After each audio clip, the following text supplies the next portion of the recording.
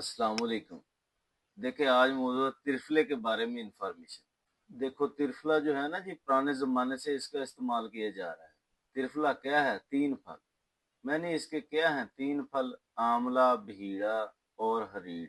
नाज़रीन, जितने ये अतरीफ़ल ज़मानी हैं या अतरीफ़ल अस्तखदूस हैं या और भी कई तरह के अतरीफ़ल बनाते हैं, हमारा भी 2 नंबर मुकव्वी जो है वो भी त्रिफल ही है।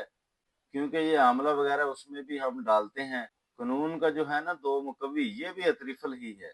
तो ये दरअसल दिल जो है ना जी, दिल जैसे गिर जाता है यानी कमजोरी हो जाती है, बुजदली पैदा हो जाती है। बाल जो हैं, बच्चों के बाल जो हैं वो असाबी रतूबत जब जिस्म में ज्यादा हो जाती हैं तो बाल उम्र से पहले ही सफेद हो जाते हैं।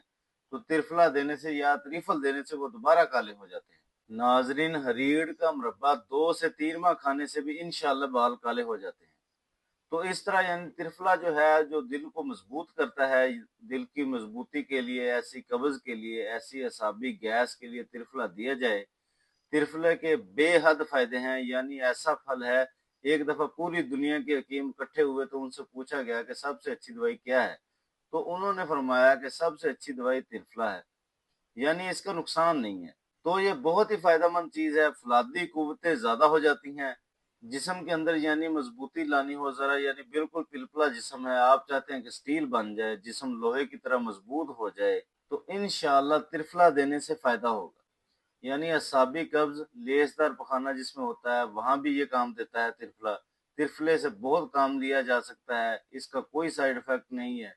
लेकिन ऐसे बंदे त्रिफला ना खाएं जिनमें एसिडिटी बहुत ज्यादा है, तेजाबियत बहुत ज्यादा है, डॉक्टर कहते हैं कि एसिड बहुत बढ़ गया है, पट्ठों का खिंचाव पहले मौजूद है, तो कब्ज तोड़ने के लिए फिर इनको त्रिफला ना दिया जाए, बल्कि जिन लोगों का पेशाब सफेद है उनको त्रिफला दिया जाए। जिनके पेशाब के अंदर सुर्खी है उनको त्रिफला ना दिया जाए। एसिड है, एसिड बढ़ा हुआ है, ये यानी तेजाबियत बढ़ाने वाली एक चीज है। तो इस तरह आप त्रिफला से काम ले सकते हैं।